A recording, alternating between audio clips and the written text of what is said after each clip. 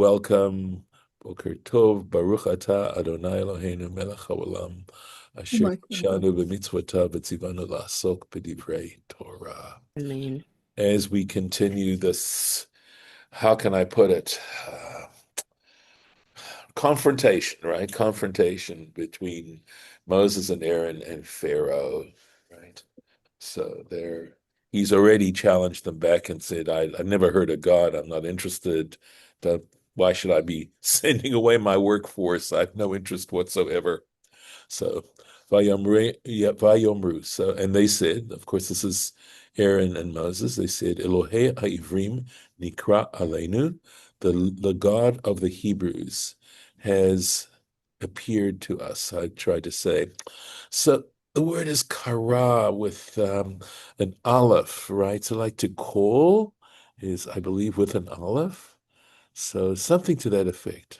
So appeared, I think maybe Sfaria's um, translation, but it's in Chabad as well. as appeared, that's Hmm. how they translate. Okay. So kara, to happen, to call, maybe, I don't know. Nelacha na, please let us go. Derech shloshet yamim, distance of 3 days. Bamidbar, in the wilderness. V'nizbacha Lashem, and let us make offerings to God, Eloheinu, the Lord, to the Lord our God. Pen yifkaenu badever, lest he smite us with a plague, or bacharev, or with the sword. So,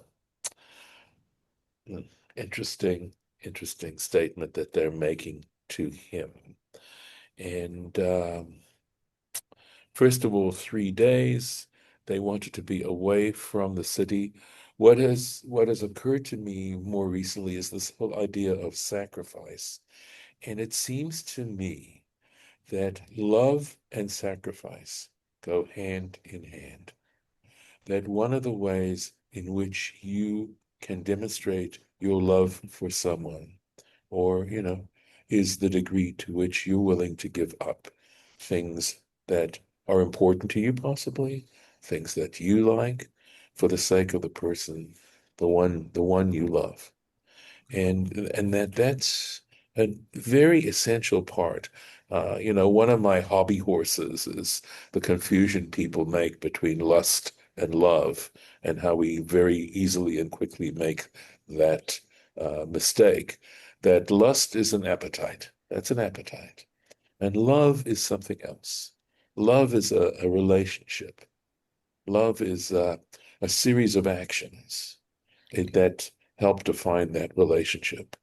But that's part of knowing, of course, that we're commanded to love God, that the fact that God instructs us regarding sacrifices is part of that ability that God is giving us to demonstrate that love. But it absolutely occurs between human beings too. Again, one of my hobby horses is the fact that so often the relationship that the Torah tries to mandate to us regarding our relationship with God is transferable to other human beings as well, and vice versa. But Yeah, go ahead. in this case, it looks like they're saying the sacrifice is to prevent being struck or a plague.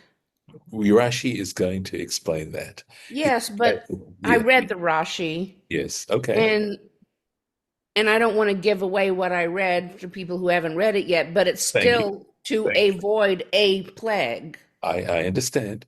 It is an example, I believe. I think Rashi's right on the money. And I think it's an example of biblical euphemism, that there are other examples of biblical euphemism.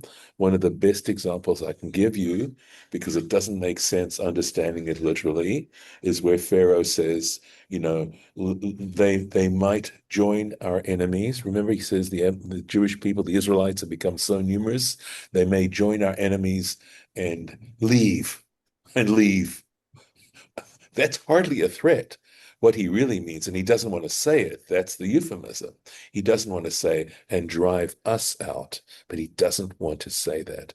And there are other examples of biblical euphemism where you refer, and in fact, by the way, in rabbinic parlance as well, they sometimes talk about this should happen to the enemies of Israel, but they're actually talking about the Jewish people, that something terrible is going to happen to the enemies of Israel, but they really are concerned about themselves. And that's an example, again, of euphemism. So this ben yifkaenu, yet lest he smite us, right, is a euphemism. And I'm willing to take it 100%.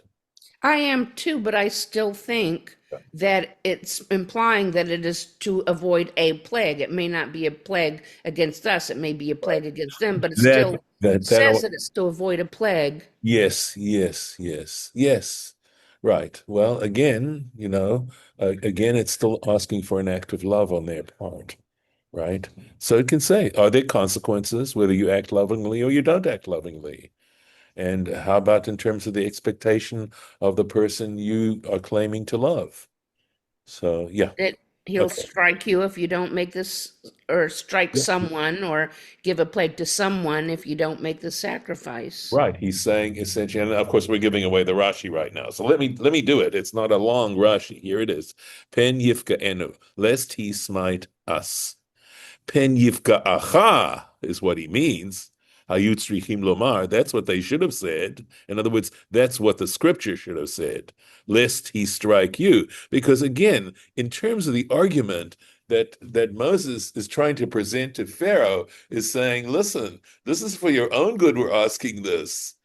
We're not asking you to do it for our sake. We're asking to do it for your sake.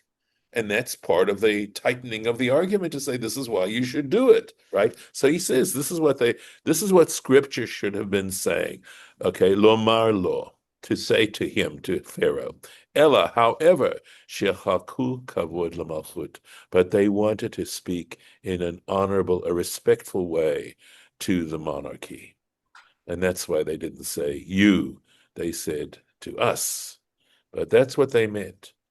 So, I mean, it's kind of written like the sacrifice would have to happen to prevent the plague, but it may be that they're saying if you let us go, that will prevent the Yes, plague. I think so. And just to say, we want to be able to express, and I'm glad you're pushing this, Lauren. Thank you. I think what they're saying is, we want to go and express our worship and our love and our honoring of God, and it's going to prevent a plague from happening to you. And if you are the one who's stopping us from doing this, guess what's going to happen? There are going to be consequences. But yeah, we want to do this not because we want to prevent a plague on you. That's not the reason we're doing it. But the truth is there will be consequences. We want to be able to serve God as we believe God would like to be served. This is what we're being informed. Because again, this whole issue of gifting, which I had to learn, which is, the best gift you can ever give is the gift they want, not the gift you want to give them, right? So that's the gift. And that's partially the gift of when the Torah gives us these mitzvot, these commandments, and saying, this is what God wants of you, so that we can do it with a certain level of confidence. But to think that just because we're giving someone a present is a good thing and is necessarily a wonderful thing, it can be, but it can also be a burden. And if it's not what somebody wants, then it definitely is a burden. So, this is all part of sort of understanding what's going on. So let's go on a little bit. Okay, okay. So he says, Pegi'ah, this smiting, right? Zu, this particular smiting that he's referring to, Yifka Enu, right? Lashon Mikra, it is sorry, I think this is actually Mikre, Mavet he. So I think Mikre means an incident of death. This striking is referring to death. And of course, what Moses is what is warning Pharaoh about is what ultimately will happen in the 10th plague. So he's being told right up front at the very beginning of the process what the consequences are going to be. But again, human nature, we don't really want to look at consequences. So again, I will tell you right now that I feel this is an amazing metaphor. This story of the enslavement of the Israelites and the confrontation of Moses to Pharaoh is an amazing literary metaphor for addiction, when we are addicted to things that are actually self-destructive. That in that sense, this story is not simply a quasi-historical story, that is not necessarily the point, but it is a very current issue, because addictions are, in fact, enslavements. And generally, addictions start just the way this enslavement started, that it starts in a sort of very benign kind of way, and then you find you're stuck. And you know it's hurting you. You can even be very aware consciously that what you're doing is hurting you or hurting people around you, but you're addicted. And so you keep doing it. Just like Pharaoh, right? Pharaoh keeps doing it. People get hurt, people get killed, still does it. And likewise with addictions. That is the tragedy of it. And likewise, just as it ultimately God redeems us, that when we thank God for taking us out of Egypt, right, we are actually also thanking God if we're able to rid ourselves of whatever addictions are hurting us terribly. And so it becomes a very human story that has actually a very powerful message to tell us. So going on. Vayomer Alehem Melech Mitzrayim. So the king of Egypt said to them, Lama Moshe. So this is okay. Uh, Alehem here means not to them, but about them, right? And so the king of Egypt said about them, about Moses and Aaron, Lama Moshe v'Aaron tafriu et ha'am mima'asav. Why are Moses and Aaron interfering? Why are they bothering them? Why are they distracting them? Why are they keeping them away from their labors, right? From what they need to do? Lechu lesiv lotam. Don't bother me. Take this time out here, right? Go back to your labors. Lesiv lotechem, to your labors, to your burdens. And actually, Rashi, and of course, again, when I say Rashi, Rashi is bringing to our attention the tradition, the ancient tradition, right? This is very, very ancient ways of understanding this. And the tradition is aware of an inner sort of a certain contradiction that Rashi is going to tell us about. Okay, so let's take a look. Tafriu et ha'am mima'asav. So again, this tafriya, bother, right? So here we go. Here, tavdilu v'harchiku otam. You're disengaging them. You're distancing them mimelachtam, from their labors. Melacha is labor, right? We know we often use, those of us who have some familiarity with Hebrew, very often we'll talk about avodah. But the word avodah has more of a sense of service than, to serve, like an eved, right? Eved is a servant, a slave. So a melacha is a labor, like sheshom in lachem, right? Because they're paying attention to you. Usvurim lanuach min hamelacha, and so they're figuring they can take it easy. They don't have to labor. Don't have to. And Rashi wants to support his understanding of this tafriyu here. V'chein in Mishlei, in Proverbs, right? It says, Par ehu al, okay. So it says, distance yourselves, al ta'avor bo, do not pass by him. Rechakehu, keep away from him. And I did look up this particular passage. Here it is. Here we are. This is from Proverbs. Do not set foot on the path of the wicked or walk in the way of evildoers. Avoid it. There we go. Avoid it. Do not travel on it. Turn from it and pass on by. Right? For they cannot sleep unless they do evil. They are deprived of slumber until they make someone fall. Wicked human beings, wicked people. Stay away. Stay away. Okay. Let me keep where we're going. Here. So another one. This is again from Proverbs, right? Vehifri, so it looks like I think this could be a tough. Vitafriu kol atzmato, another kol atzato, and all his advice, stay away from it. Okay, that's from Proverbs, and again, I copied that here. Hopefully, I can read it. So, since you disregard all my advice and do not accept my rebuke, I in turn will laugh when disaster strikes you. I will mock when calamity overtakes you. When calamity overtakes you like a storm, after disaster sweeps you like a whirlwind, when distress and trouble overwhelm you. So, disregard. So just the warnings, I guess, right? So here we go. This is after the golden calf. This is when Moses and Moses sees what's going on in the Israelite encampment after they have worshipped. And I think parua means like they were all kind of they were in turmoil. They weren't organized anymore, right? They were distanced one from the other, right?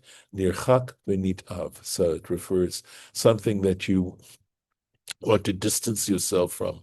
Nitav means repulsive, something you want to stay away from. Lechu lesivlotechem, go to your labors. This is the sort of a little bit of a contradiction here, right? In other words, it sounds like he's going talking to Moses and Aaron here, right? He's sort of addressing Pharaoh's addressing his counselors, etc. And then he's saying to Moses, and go to your labors. Lechu malachatchem, right? Malachatchem. Go to your labors. Sheyesh lachem la'asot bevadechem. In other words, the labors you need to go take care of your chores, is what he's saying. In other words, in your homes. He's not telling them to go back to the building labors that they were doing, that the Israelites were doing, because he's talking to Moses and Aaron. And he's saying, go back and take care of your chores at home, right? Go take care of those.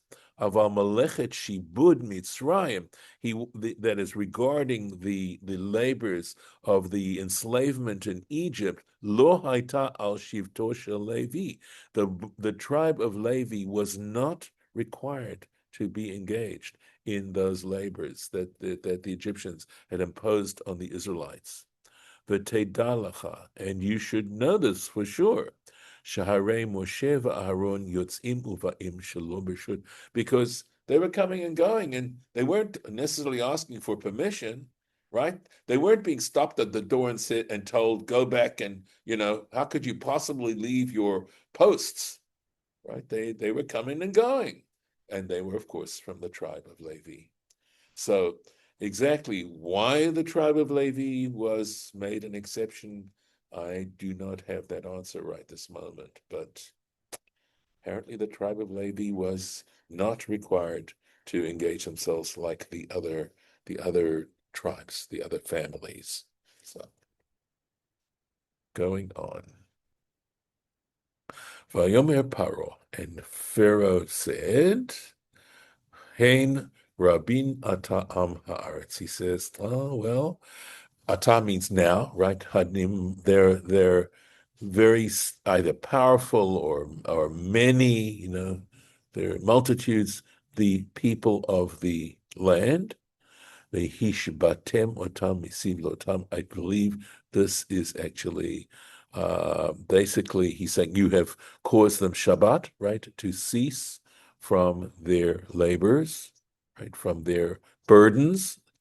Sabal in modern Hebrew is a porter, in other words, something you carry. So we'll take a look at the Rashi in a second, right? So he's saying, essentially, it's saying like he's saying, how dare you, reduce my labor force, right? So, Hein Radim Ata Am Haaretz, he says the people of the land are, and referring, of course, to the Israelites, are many, Sheha Avodah Mutelet Alehem, that this work, this service is set upon them. V'atem mashbitim otam, and you're causing them to sort of go on strike. That is, by the way, shvita is the modern Hebrew word for labor strike, right? Misiv lotam, from their burdens. Have said gadol huzeh. Whoa, well, here we go. See, everything is in the Torah. Strikes are effective. It is a major loss. Hefsed is a loss, right? This is a big loss. The fact that my labor force is going on strike, this huge, massive labor force that just is going on strike.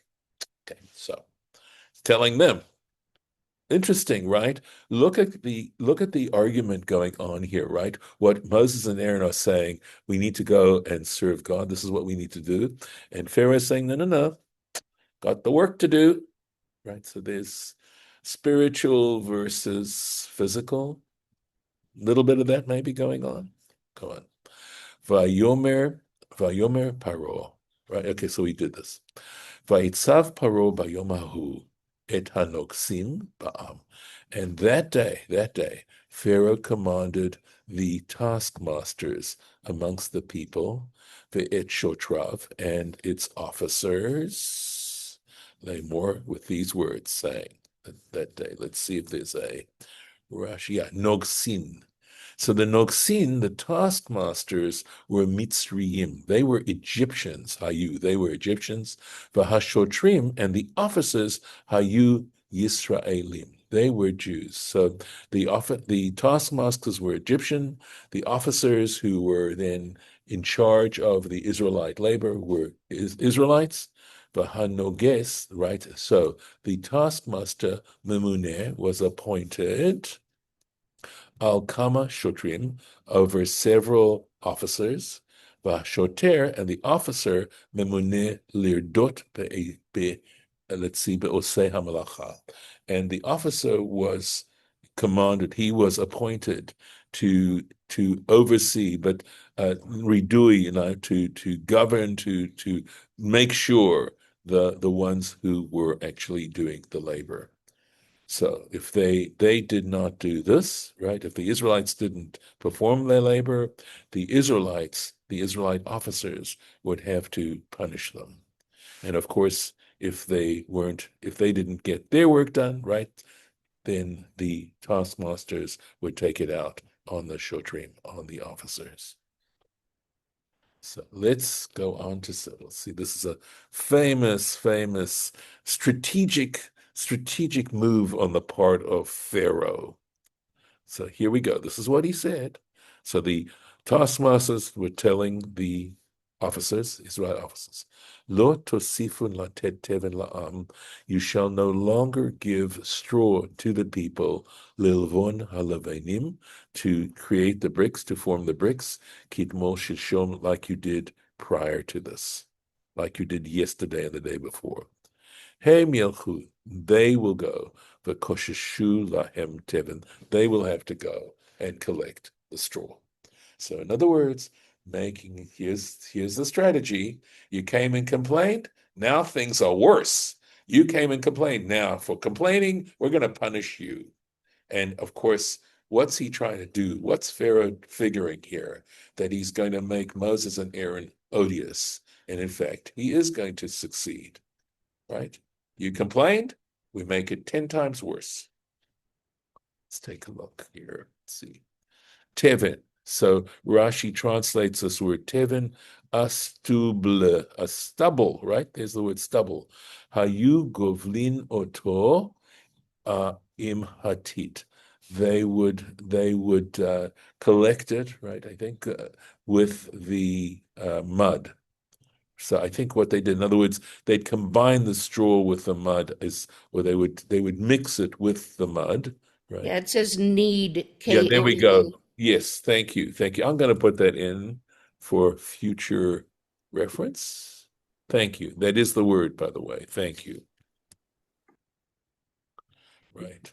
They would knead it with the mud, levanim, and here's it looks like tiles, right? Something like that. But I think there's a modern French word that sounds like tio, something. I don't know how to pronounce it, right? Yeah, this But one shows a TIVLES. And I think there's some word, I don't know.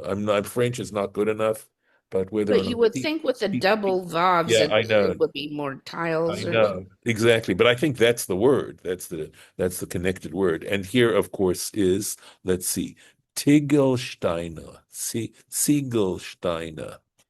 So this must refer to bricks. This must be a Yiddish word for bricks. She'osim mitit, they make it out of clay, umiyavshinotam, and they dry them, bechama, in the sun. Veyesh, and there are those, shesorfin otan bekivshan, that are actually burnt in a furnace, right? And of course, burning the bricks in the clay in the furnace makes it waterproof. Just drying them in the sun doesn't. Kitmol shilshom, like the day before, ka'asher hayitim osim adhana, as they did in the previous up to now. In other words, we provided you with the straw, you had to make the bricks, and then you had to build the buildings, etc. Now you're going to have to go get the straw as well. Vikashashu. So from the word kash, from the word straw, he says we made what we did was we made a verb out of this word velaktu, and here we're just going to mean collect. Leket is lelaket is to collect, and I am going to stop here with the Rashi. So let's see if I got it here. Sorry, let me find the right place. Here we go. Okay. We'll pick this up tomorrow, God willing, with yeah. So we have a little more to go here, but I wanted to give you a chance if you have any thoughts to share on this. Give me 1 second here. Okay. All right. So um I hope you feel you learned something new. You know, that when we do this with the Rashi, you discover stuff that, we thought we knew the story, but there's details regarding the story that Rashi helps us learn. So, any further comments, thoughts? Harlan, I know sometimes you have some questions. You're still muted, Harlan. Let's see. You're good. You're Yeah, good. I think God hardened Pharaoh's heart. God did that, not Pharaoh, but I think Pharaoh would have done it anyway. So, we've talked about that when we've gone on to the other parshiot, because of course we're not doing this, chapter by chapter. The issue is that to begin with, yeah, God, to what degree God is involved in these decision makings, that is a difficult question to answer, right? But at least I would say on the surface, Pharaoh is the one here who himself is making these decisions. In other words, to what degree God interplays with our decision making and our personalities. It's like in some ways God provides us with some of the situations that affect and whatever genetics are involved in terms of how we turn out to be. But there's I remember this quote that was attributed to General Eisenhower's mother, and apparently she would say, God deals you the cards, but how you play the hand is up to you. Yeah, A very pretty, nice. pretty, very, pretty astute comment. Yeah, So initially Pharaoh was the one. He took, he had to. But what happens when it talks about God hardening Pharaoh's heart is that if you keep this stuff up, it becomes second nature. And in that sense, we're talking about God hardening Pharaoh's heart, that it becomes so difficult. It's simply a literary way of describing how difficult it is to change your behavior once you become inured to a certain pattern of behavior, which is the truth. It is true. You get to a point where it becomes almost impossible to change the way in which you make those decisions. So, you can't change an old man's new tricks for new tricks. well, I'm hoping that all of us can continue to learn until we have to leave this world. I hope that is part of the pattern that we've established, that we're open to learning. So, Yeah. okay, I'm going to stop the recording.